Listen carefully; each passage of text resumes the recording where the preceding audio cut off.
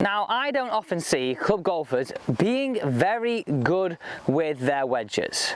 These are 3 fatal, catastrophic errors that I see all the time, but are actually really easy to eradicate. Now, I carry a pitching wedge, a 50, a 54 and a 58, and most of us probably have 4 wedges in our bag. A lot of choice right there. How and what are these fatal errors? We're going to show you what they are and how to fix them. Let's get into number 1. So I've got just over 100 yards.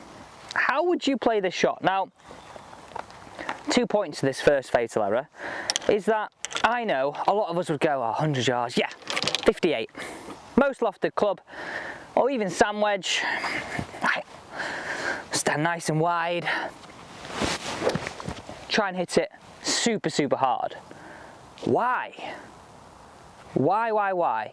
So if you come to the down the line perspective with me, the fatal error here is number 1, associated with 2 points here, is the fact that we stand to a wedge shot as if we're hitting a driver. This helps us, or makes us this makes it a lot harder to control low point. A lot harder to control low point means a lot harder to create strike and spin. Also, we're making really long swings with lofted clubs, and we tend to add loft as a club golfer anyway, and this just makes us come up short every time. So to fix this, there's things we need to do here. 1, we need to sort out our address position. So standing a little bit closer, but also having a concept to work to make our swing a little bit more controlled. Start with setup. So I use this analogy as we get closer to the green. So think of this from the tee. As we get closer to the green, we want to stand a little bit closer. We want to get a little bit more narrow, and our stance gets a little bit more open.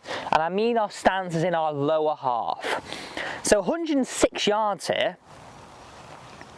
I would stand to it very much by gripping in the middle, get a little bit closer and pulling the left foot away. 60% of weight on my left. So straight away, I look like I'm playing a more controlled shot because of how I've stood to this. Now, standing to it like this doesn't mean I can't. Now, standing to it like this means I can't put as much speed into it. Well, how do I address that factor? I've decided to go with my 50. Now, the reason for this is I have 2 pitching positions in my game for every single club. So I've got a 50, I've got 54, 58 and pitching wedge. 2 pitching positions at each, and those are 9 o'clock, hands to shoulder. Now, at hands to shoulder, this roughly goes around 110 yards. I've got 106 here, so I know if I just take a little bit off this, super easy for me to control, and I know I can hit the green. Whereas taking that 58, yeah, it might look fancy, it might look great lofting it up, and your playing partners might go, oh, you see Alex did there, played a great high one into 15. How many times do we pull it off? We've got to stop doing that. I've got some tasks for you to do, and you've got to promise me you do this to help improve your game. So I'm going to tell you what they are. Let's hit this shot, and we're going to walk up to talk about number 2. So just short hands to shoulder, standing in, stance a little bit open, weight a little bit on the left, making a more controlled swing to address that fatal error, number 1.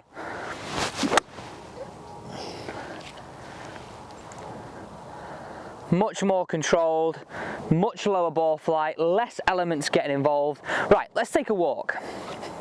I said I got a task for you, but first, on those pitching position points, it's really important how far back you go, you deliver that speed into the ball. And what I mean by that is a simple analogy, the elastic band one. How far back you pull it, it has more speed going through it, right? Nice and easy.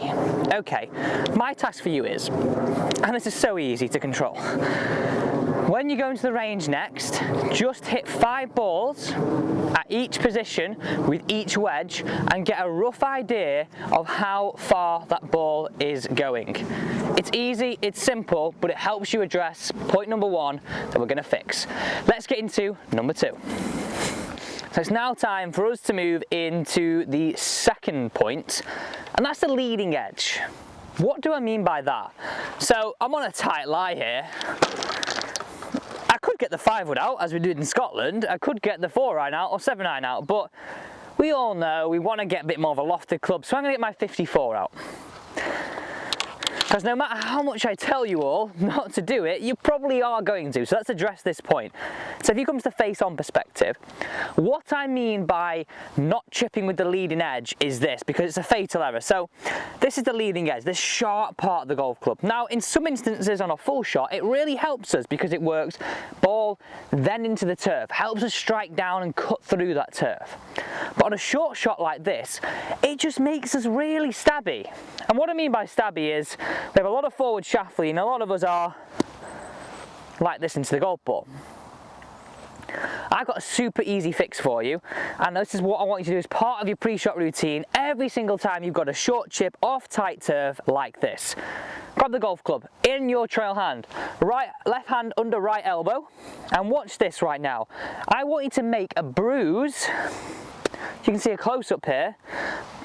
A bruise on the ground as I'm doing this. All I want you to do is bruise that ground. So it should look like we're just sort of never really here. Okay, now as we're doing this, there's a few points I want to make clear. A lot of how we orientate the club at address will help us, use the one for better phrase, activate the bounce. Okay, so I call it like softening the club. So you're going to see it address here. As I place my club down behind the ball, I don't open it to a massive degree, but I just soften that face, then take my grip. This just really helps me get the bounce of this club working. I'm not opening it to the point of where the leading edge is sitting proud, just opening it slightly. So open it slightly, left hand under right elbow, 2 practice swings, trying to feel the back edge brushes the ground to chip with. You're going to hit some good duffs, not duffs that end up in front of you. Dress the ball in, soften the face. Allows you to chip with ease and end up making marks like that, not those big divots which scare us. So why I was saying you can chip with the back edge and make good duffs is because we start to use the club as it's designed to, not on a short chip work it this way. Now that does mean in some instances on bad lies we need that to be our friend, but as a shot on a good lie off a tight turf, before every time you hit one, left hand under right elbow, soften the face slightly, get the feeling of releasing that bounce underneath. The final one, not having enough speed. It might sound a bit crazy that, doesn't it? Especially on a short chip like this. So I'm going to get my 58 out, play quite a delicate shot here. Now what I see for most club golfers is a de-acceleration into the ball, not an acceleration. So this is why, one of the reasons why we struggle with speed, but we also struggle with that control of the distance. We're starting to chip long, slowing down. And we determine how far that ball goes by how much we're slowing down into impact. This leaves us open to terrible howlers. And what I mean by a howler, fats, thins, knives. Is it starting to sound like you? Okay, so if you are enjoying this video, please, please, please don't forget to subscribe, but also join this channel by hitting the bell button as well. And if you are enjoying the content, thumbs up too, I would really, really appreciate it. Okay, this shot here, it's all about delivering some speed. Speed is our friend when chipping. Now going back to point number 1, we stand to the shot relatively to the distance we're hitting it. So we're putting speed in the same. So what I want you to do is create some practice swings where you take it shorter back but accelerate through. Short back, accelerate through. Now this might feel a little bit stabby for some of you, but it's a great way of learning to accelerate into the ball, not de-accelerate into the ball. So as a practice stroke, shorter back, accelerate through. Shorter back, accelerate through. And I want you just to test some chips on the short game area going with this theory and see what results you get. So I'm going to address this ball and really look to accelerate through relative to the distance I've got, and it's going to feel so much more like a strike. Short back, accelerate through, and it makes it so much easier to cut through thicker lies, control distance, and guarantee a strike. Speed is your friend because it allows you to get a strike on the ball.